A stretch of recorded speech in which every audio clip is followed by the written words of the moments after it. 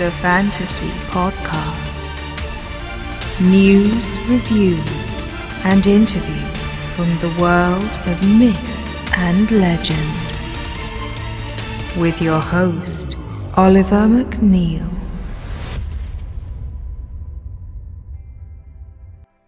Hello, I'm Oliver McNeil, your host for the Fantasy Podcast. Well, what a week it's been. Ups and downs, this and that.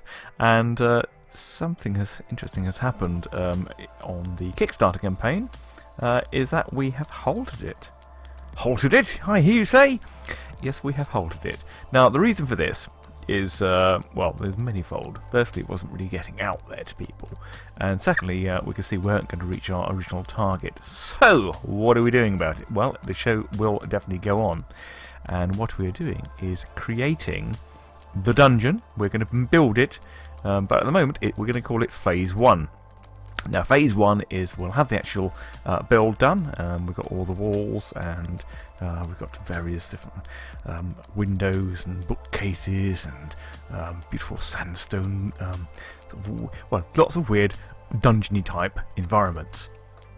Now, these are going to be put into sets of 3, almost back to back, 12 units altogether. We can spin around, move about, and create various different dungeon environments.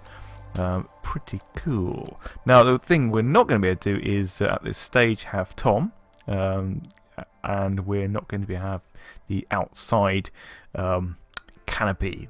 Actually, it's not a canopy. It's very large. So there's two major things that we're not doing at the minute.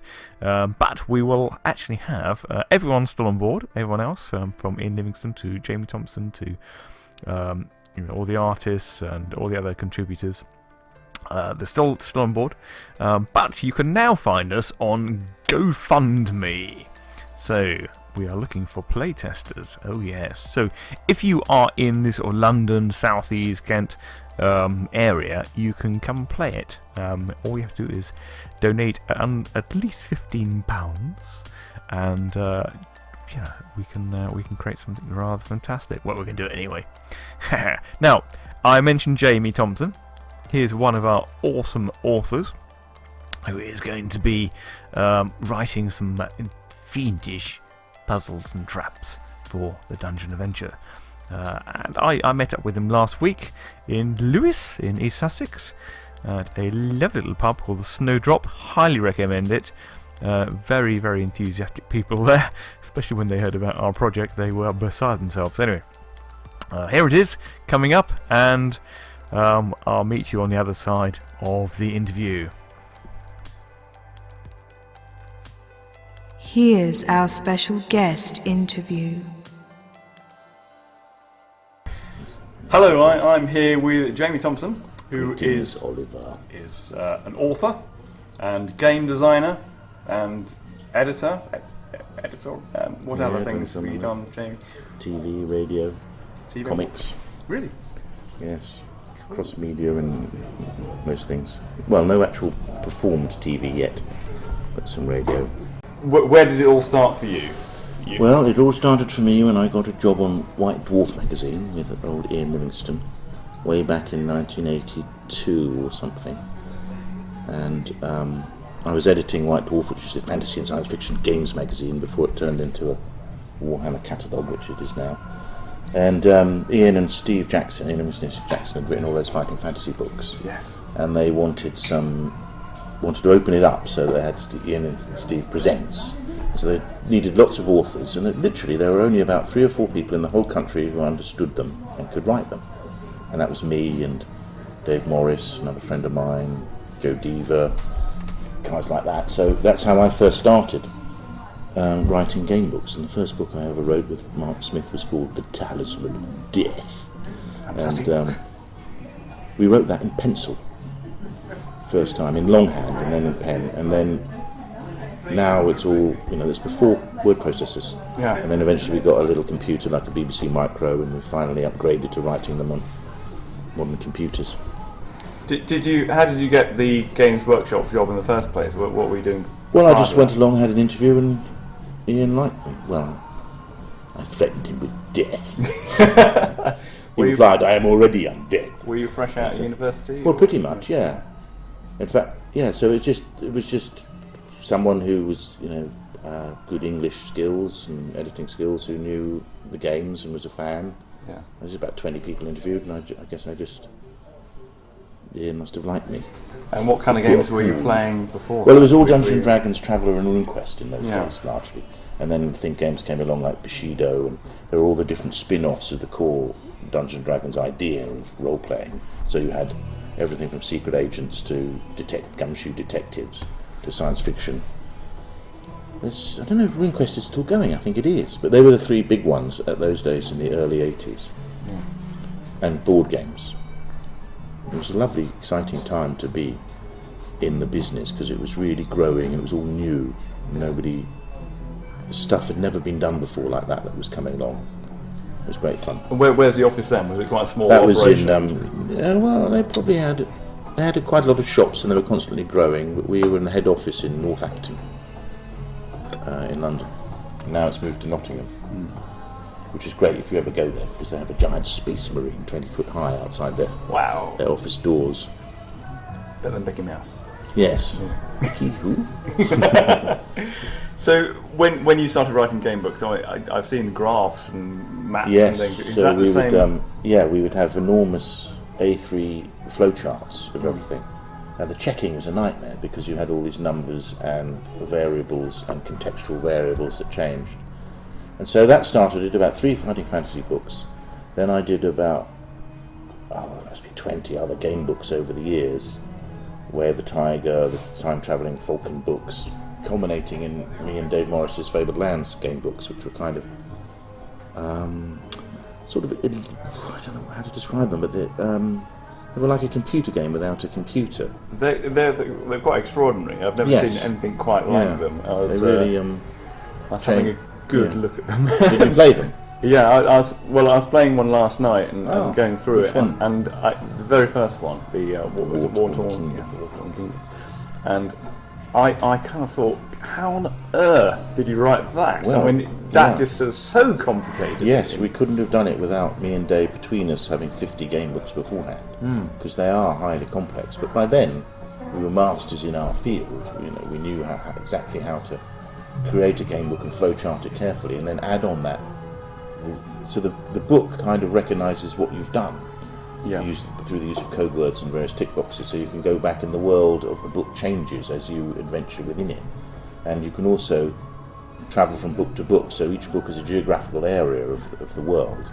So if book 1 says something like you get a boat to the town of Cunria, actually I think that might not be a port, but anyway, you have to turn to paragraph 412 in book 3. So you can stack all the books up together, as it were, and play them all back and forth in a huge open world sandbox adventure. So to do that, did you have? Just planning one. How many books did you? There were 6 in the end, and we've just done a Kickstarter. So there's going to be a 7th in the series, and hopefully an 8th and a 9th, because there's a sort of culty fan base still out there that love the books.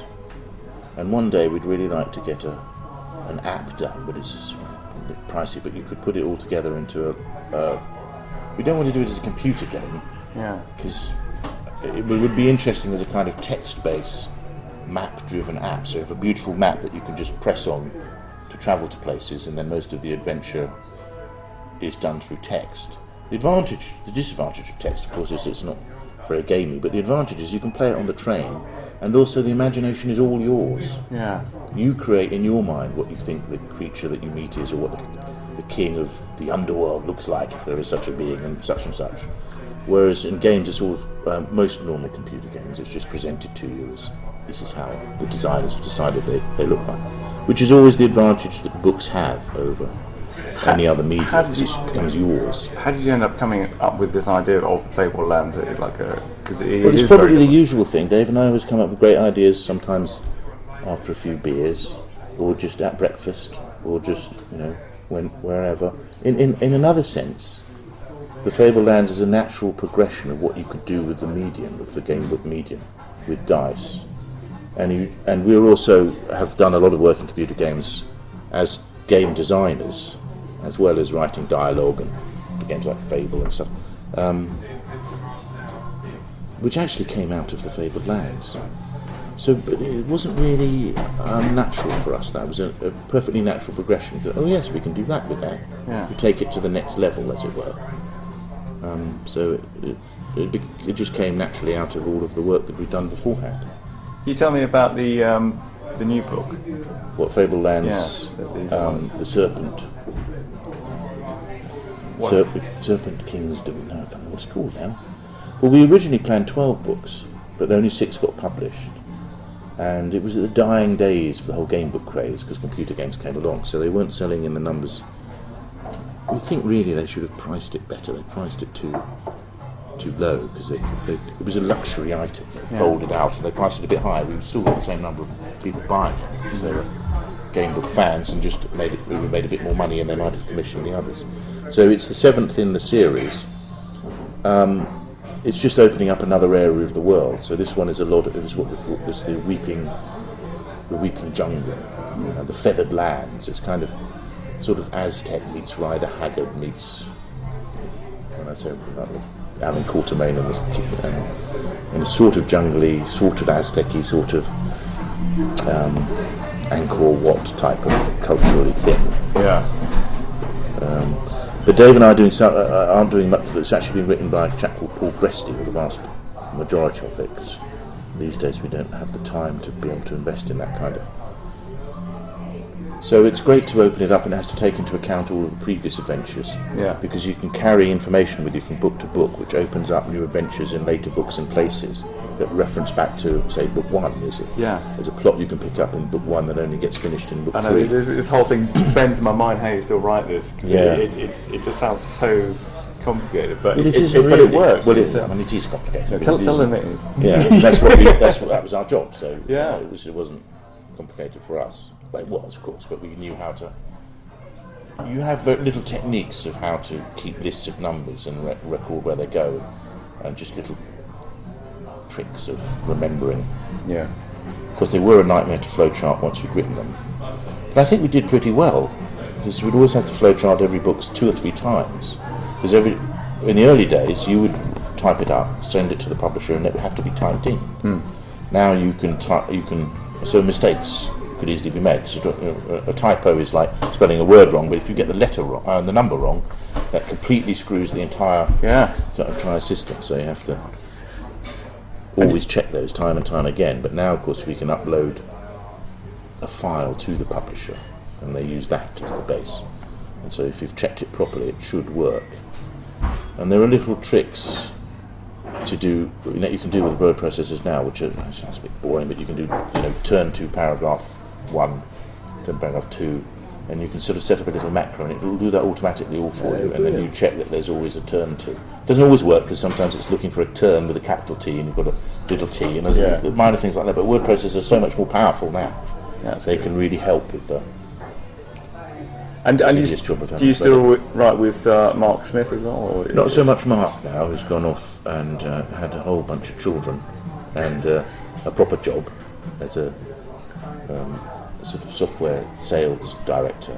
So he makes far more money doing that. He was always really into sales and Dungeons and Dragons. Yeah. I wouldn't say sales, but I still work with Dave Morris a lot. So we have our own little company called Fabled Lands LLP, and we raised a bit of money and used that to try and create as many IPs as we possibly can within that company. So the Dark Lord books, which are kids' novels, are owned by that company, as are all of our game book catalogues and back catalogue and stuff. Can you tell us all about the Dark Lord ones? The Dark Lord books, well, they're really the culmination of 30 years of selling goblins and being in the games industry. So so many times have I, with friends, created bad guys and big bosses and supervillains to be defeated and knocked down, and they don't really have much of a backstory, because you don't really need one. Even Voldemort is quite thinly drawn. They did take the time to create the backstory for Darth Vader, but some people don't like the fact that they did that. But most, and especially in computer games, they're just there to be knocked down. And you begin to think about, Sauron, for instance, is not really. You have no sense of what his character is. No. So Dave and I one day over a beer began to think about, why does Sauron want to be conquer the world. You want to wipe out all the elves. So we began to think about doing a diary from the point of view of the Dark Lord. I found a hobbit in my back garden today. He stole one of my rings. So then it moved on naturally to the whole idea of doing a story of the Dark Lord from his point of view. If you were to do it straight, it would be like having Hitler as the hero. And so you had to make it comedy, and we had to make it redemptive. And then the way it naturally came out, because we would have ideas, Dave and I would have ideas, and then one of us would go away and write up the idea and come back and meet and discuss what problems were, go away and do it. So we'd always write to our strengths, but use our combined ideas to come up with great ideas. So it was me doing the Dark Lord thing because of the comedy. And so it's kind of like piss-taking at the last 30 years of my own career. Yeah. But also as a loving homage. But also as, well, that sort of combination. And so we began to think that the Dark Lord story, what if it's in a school, and it just naturally came out, the voice came out as being for sort of 9 plus kids. It does work for adults, if they're into that sort of thing. So what kind of lessons have you learned from Dark The Lord? nature of evil. Yeah. Do you mean for the reader or for me? For the reader, yes. Well, it is an exploration of the nature of good and evil, but in a very simple way for kids. Yet sometimes that can be useful for adults because you strip away the complexity of philosophy, and it's just about what is it? What is evil? And in ours, he's sort of evil, but he becomes good, of course, because he's a Dark Lord who's defeated by the White Wizard and cast into the outer darkness and falls and crash lands in a modern-day Tesco car park.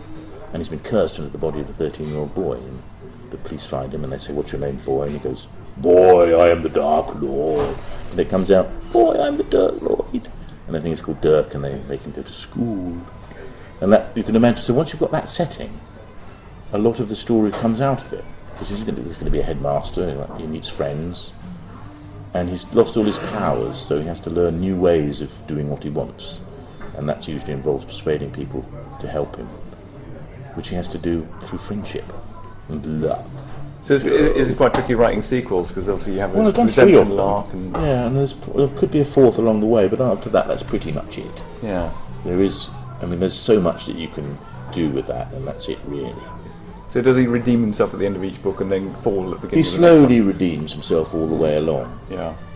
When you sort of do a reversal, the White Wizard becomes a kind of Torquemada, witch hunting, wipe out all the goblins.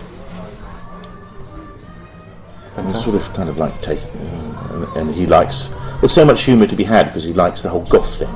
Yeah. Because there's the fashion sense and all that. Although he's not, he has Sue's a goth friend of his that becomes a kind of.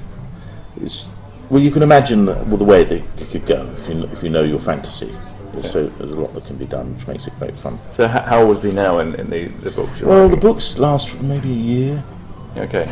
It's not really like the Harry Potter thing at all. It's, he goes back to his own land, he becomes a Dark Lord, he becomes... there's a lot of stuff that happens really over the period of a year.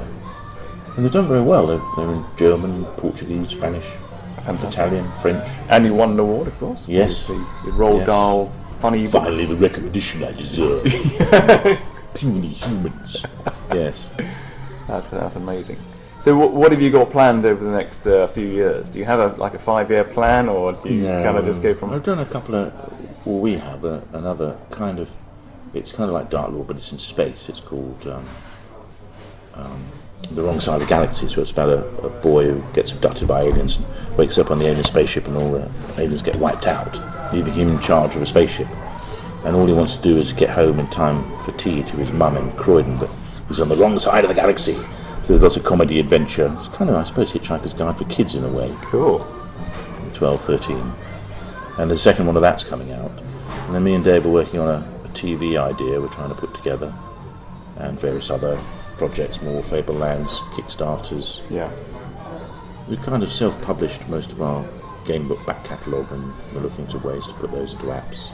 Has there been any sort of interest in turning Dark Lord into like a TV Well, it's show? been, ever since it came out, it's been optioned, but then so much stuff is optioned. Yeah. I remember Dave telling me a story. He went to see a producer in LA, a chap called Mike Levy, who did some Die Hard films and a whole bunch of big films way back. And in his outer office he had these 30 posters on the walls, and in his inner office there was the other posters of all the famous films that he'd made. And there was about 30 of those, and he goes, what are those? I go, those are the films I wanted to make but couldn't get them to get the funding. So it's with him, and which is great. So he's under a big producer, and it's been with other big companies before that, but it's such a lottery about, there's so much that can go wrong in getting a book or anything to the screen. Yes.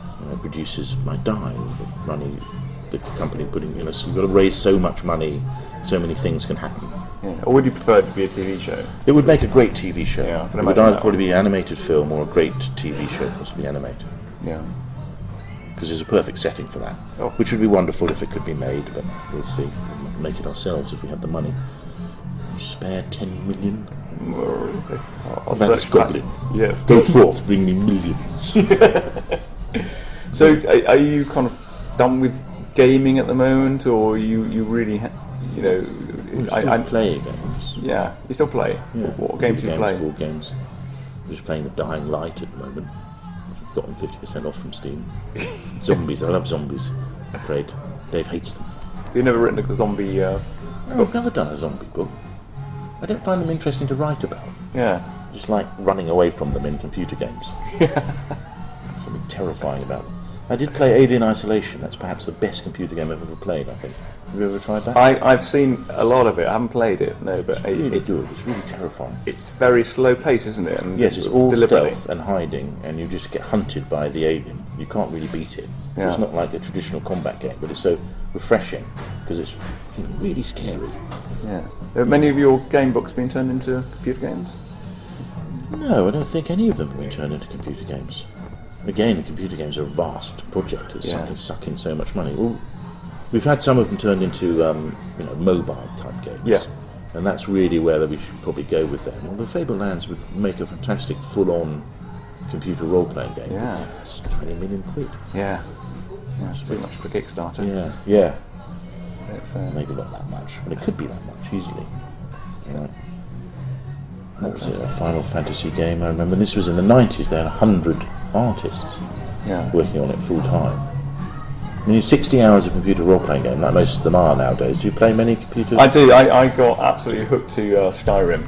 Oh yeah, I played that twice, really 100, 200 hours. Just unbelievable. But the vastness of just the amount of art required for that, let alone the programming, they've probably got an engine they keep upgrading. Yeah. But still, it's a huge project. It takes years. I had to play Skyrim with some add-ons to make the magic work better. Yeah. Oblivion, Skyrim, and all those. Fallout were my favourites. I haven't played the online version yet. No, I don't bother with that because it's always young, fast kids who just, well, actually men. Yeah. And they just shoot me from far off with a rail gun or something. What? How can they be so good? Yeah. And then I'm stuck on a textured wall going, I'm so slow, so I have to play solo games. Where do you see the kind of, obviously you've seen gaming go from paper-based to... From a ZX81 computer with 1K of memory to my first computer I ever bought, PC, which had 2 meg of RAM and a 30 meg hard drive. Not gigabytes, a hard drive of 30 meg. It cost £2,000 to, I can't remember how much, 500 gigabyte hard drive, something more than that even. So it's changed enormously. Where do you see it going? I asked quite a few people this about the future of gaming and about VR, and where do you think that's... The Oculus Rift doesn't really hit. When that comes out next year, it's either going to go, wow, it's amazing, or people are going to go, this is too much. It might be too much. Certainly, there's a growing subset of like mobile-y retro games going on. And there's a different sort of market. I mean, like this. What was the other one I played? This Batman game, Shadow over Mordor. That was great. Yeah. And I love all the big RPGs, but this Dying Light thing is not too old, and the quality of the faces is so good. It's just getting better and better. How it all looks. But I guess eventually all films will be CGI, perhaps. I don't know about VR. There's certainly, having 3 or 4 monitors. Yeah. But the full VR, I mean, can you do that in your room? It's a little bit. Well, I'm not it's the convinced movement, with isn't VR. it? Yeah. Where you can put your hands where you won't suddenly run into the. I'm not convinced by that, but that might be a different sort of thing that you go to. I think if they can make it, I mean, because Facebook have bought Oculus Rift, haven't they? So if they can connect people through VR, so I'm sitting here and I'm looking at you, and it feels real, but we're and I'm dressed as a goblin tavern, and you're a little goblin. Exactly. Yeah. Pixie, At my feet, yes, little pixie, evil pixie Ollie, go forth and bring me pie. Hobbit pie. Yes. Yeah, I think it's quite exciting. I think it's good, but I think until they work out a way of moving people about and making it, you don't feel like you're encumbered with loads of wires. I don't feel like the urge to do all that. I just want to play my games. But then, of course, I'm a bit old. Who knows how it's going to go? Predictions are often. Well, certainly true. They're looking better, and they're getting much more sophisticated, and they're finally getting their act together in terms of narrative storytelling. And some of them still grind on with far too much. Pillars of Eternity, did you play that? It's an interesting one, because it's like the old D&D games of way back when, but it was entirely Kickstarter driven, but there's too much story and text in it. So I'm the same problem with the Deus Ex game I played. It was too much talking. Yes.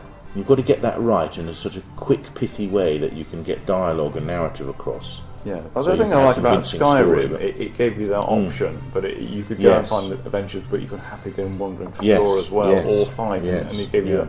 I think some games they're just like, okay, where's the action? Where's the fighting? What's the gun? I was just thinking about a perfect reason for having a VR is I'm 42 now, but when I get to 82 and I'm sitting in old people's home and I've got a VR set, but I can be looking at myself and seeing myself young and being anywhere in the world. I think. Well, yes. I mean, it may be that VR is not really going to be for gaming.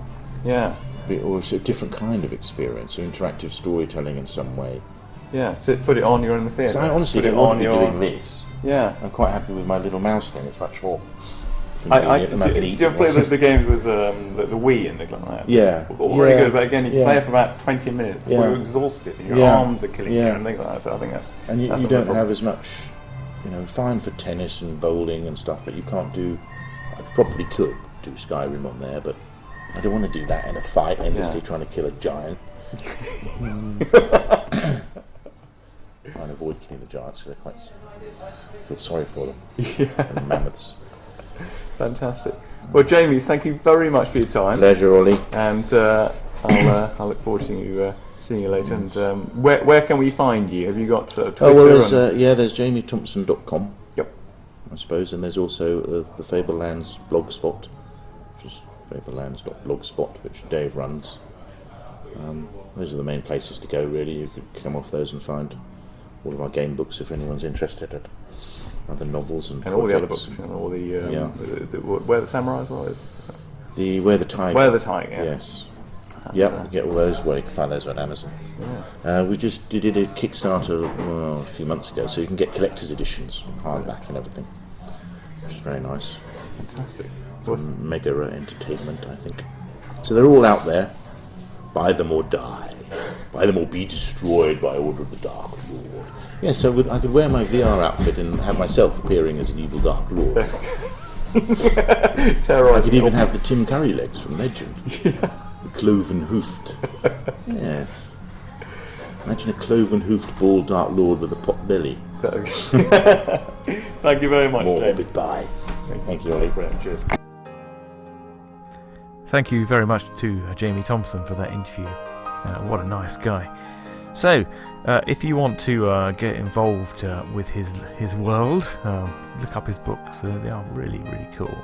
And I hope you enjoyed that interview.